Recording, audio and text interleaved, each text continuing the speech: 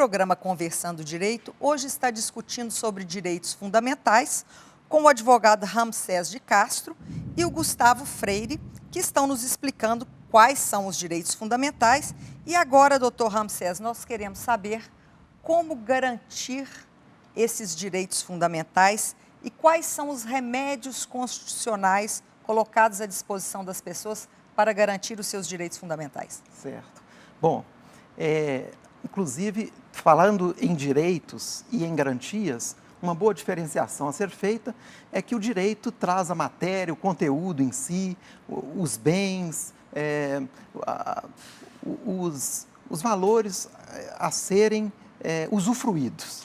E as garantias servem exatamente para, caso esses direitos, esses bens, esses valores não estejam sendo bem utilizados, não estejam sendo garantidos, usufruídos, aí existem as garantias.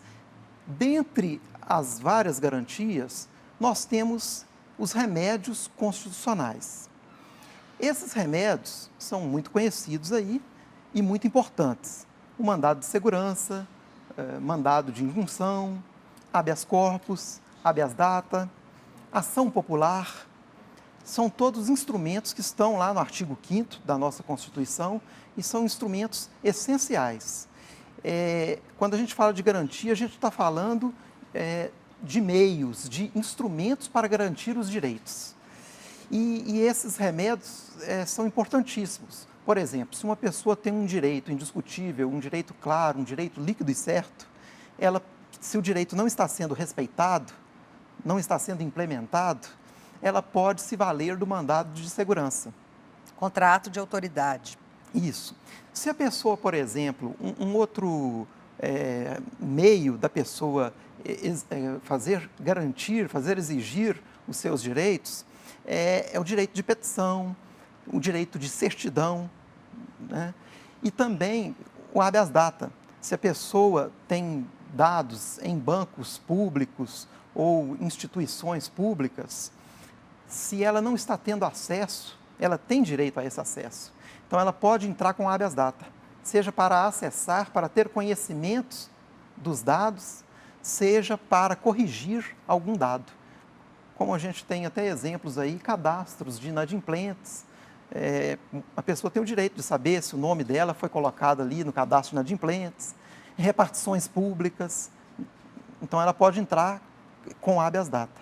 O habeas corpus, o que acontece? Se a pessoa tiver o direito de ir e vir limitado, ou até mesmo ameaçado, né, ela pode entrar com habeas corpus. Certo. E o mandado, só completando, claro, o mandado de injunção, caso haja alguma lacuna na legislação, a pessoa pode, através do mandado de injunção, requerer que essa lacuna seja, que o Poder Legislativo cumpra o papel dele e legisle, né, a respeito dessa lacuna na legislação. Ou seja, o direito prevê quais são esses direitos fundamentais e também dá remédios para que a pessoa, caso haja violação, possa utilizá-los contra essa pessoa, seja o Estado, ou o particular, ou a instituição que violou esses direitos, não é isso? Exatamente. Pois é, doutor Gustavo, mas uma coisa que eu fico refletindo é o seguinte: muito se fala em direitos. Eu tenho esse direito, eu tenho esse direito, eu tenho... Mas é muito difícil você ouvir as pessoas falarem, eu tenho esse dever, o meu dever é esse, não é? Existem deveres fundamentais? Eu queria que o senhor falasse sobre isso. Existem. Não existe qualquer sociedade organizada em que não haja deveres fundamentais. Para todo direito, igual existe uma garantia para se efetivar esse direito, existe também um dever, existe uma necessidade de respeito. Se a gente trabalhar a título exemplificativo com o direito à informação, ele pode ser exercido. Você pode fazer uma divulgação de uma informação, mas se houver abuso, esse direito ele vai ser restringido e todo ato abusivo ele é um ato ilícito, ensejador de responsabilidade civil. Você poderá sofrer as consequências na esfera civil. Então, o cidadão, assim como ele tem direito, ele também tem diversos deveres a serem observados. O Supremo trabalhou há algum tempo atrás com a hipótese que o princípio da anterioridade tributária é uma garantia fundamental do cidadão. Nenhum tributo pode ser majorado no mesmo exercício financeiro. Porém, existe um dever. Qual é esse dever? O pagamento tempestivo desse tributo. Então, para todo direito fundamental, em contrapartida, existe um dever. O que o senhor acha, doutor Ramsés, dos deveres constitucionais e fundamentais? Como disse nosso nobre colega, né, Gustavo, né? Isso. Doutor Gustavo, a todo direito há um dever correspondente. Então, nós temos vários, continuando aí o que foi falado pelo doutor Gustavo, vários deveres. Deveres cívicos, políticos, como, por exemplo, o direito de votar, o dever de pagar os tributos, né? O dever também, não só com relação ao Estado, mas na sociedade, o dever de educar os filhos, por exemplo. Nós temos o direito à educação, mas os pais, a família, têm o dever fundamental de educar, né? Então, tudo nessa linha. Com relação ao Estado, por exemplo, o Estado tem o dever, a gente estava falando do direito à informação, o Estado tem o dever de responder às petições dos cidadãos, o dever de informação, né? Nós temos o dever de obediência às autoridades e às leis, de um modo geral.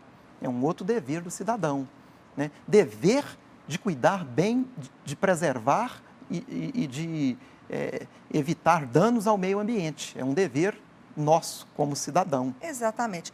Vamos falar um pouquinho sobre essa terceira ou quarta categoria dos direitos, que é fundada na solidariedade, e o meio ambiente é um exemplo muito claro dessa solidariedade que é necessária para cumprir esse direito-dever. O que os senhores poderiam falar sobre esse direito ao meio ambiente ecologicamente equilibrado, que é um direito-dever?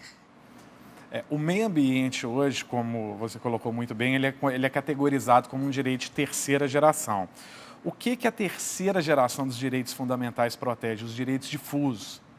Direito ao meio ambiente ecologicamente equilibrado, direito à economia, são direitos abstratos, são direitos mais fluidos.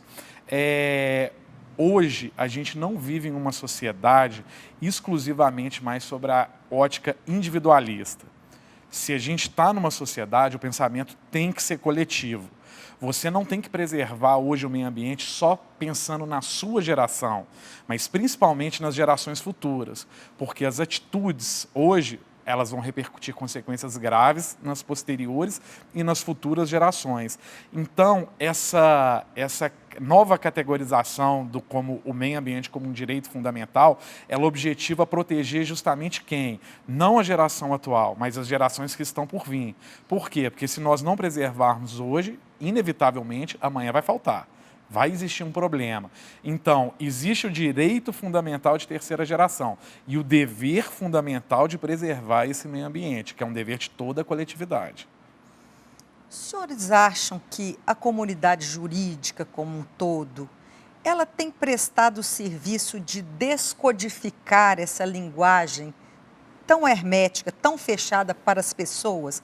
Como, por exemplo, esse programa. O objetivo desse programa é levar para diversas pessoas informações sobre cidadania, sobre direitos, sobre deveres. Será que a comunidade jurídica está fazendo o esforço necessário para cumprir o seu papel nessa divulgação dessas questões tão importantes para a convivência humana? Olha, infelizmente, eu acredito que, embora tenhamos algumas boas iniciativas, eu acredito que falte muito nesse sentido de democratizar, de popularizar o direito, de informar. Porque o direito, se ele ficar só no papel, não adianta, não é? Não se resolve. Então, é necessário realmente uma educação. Eu defendo, inclusive, que o direito seja colocado como matéria curricular no ensino fundamental. Noções do direito. Noções do direito, pelo menos no ensino médio. Eu acho que seria muito interessante, porque uma população que não é educada, não é informada acerca de seus direitos, não vai ser bom cidadão. É verdade. Nem para exigir seus direitos e nem para cumpri-los. Eu costumo dizer o seguinte, a cidadania é uma construção. Exato. Ninguém nasce bom cidadão. Para você votar bem, você tem que se informar, você tem que conversar com as pessoas, você tem que ler. Então, para nós constituirmos uma sociedade mais justa, mais fraterna, que garanta direitos e deveres, nós precisamos trabalhar para isso. Não necessariamente todos têm que ir para a vida pública, têm que se transformar em políticos, mas o seu papel individual de colocar o voto na urna, ele precisa ser precedido de um cuidado, de uma atenção e de uma preparação. Os senhores pensam isso também? Isso é muito interessante, esse pensamento que você está trazendo, porque existe um doutrinador europeu que ele chama Peter Harbeli. Ele desenvolveu uma teoria que chama a teoria da sociedade aberta dos intérpretes.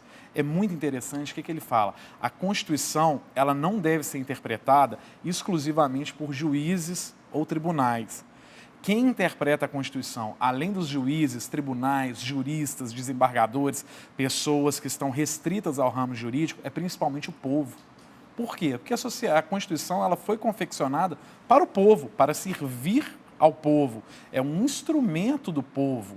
Então, ele prega muito isso, essa desmistificação desse vocabulário hermético que os operadores do direito usam, né? Que nós, advogados, professores, juízes, usam. Então, ele fala que as decisões judiciais, elas têm que ser facilmente compreendidas por qualquer do povo. É verdade, porque quando elas, evidentemente, numa obra doutrinária, justifica-se, mas numa linguagem que as pessoas precisam compreender, essa linguagem hermética e com palavras muito difíceis, elas acabam servindo à própria vaidade, não é? Exato. E não ao seu objetivo final. Exato, exatamente isso. E principalmente se a gente for trabalhar com um ramo hoje, por exemplo, o direito penal, se a gente, às vezes os próprios sentenciados, quando você transmite para ele a sentença que foi prolatada pelo juiz, inevitável a pergunta dele, fala, doutor, traduz para mim, porque eu não estou entendendo absolutamente nada. Entendi. Então, você já tem um sistema complexo. E se esse sistema ele é destinado para o cidadão, nada mais correto e até mesmo justo do que a linguagem, inclusive, fosse acessível para ele, né, de fácil compreensão. É isso mesmo. Bom, vamos trabalhar todos para que sejamos compreendidos, não é isso? Exato. Agradeço aos senhores a participação, o programa chegou ao fim. Muito obrigada. Foi um prazer. Pois é. Então, até o próximo programa, Conversando Direito.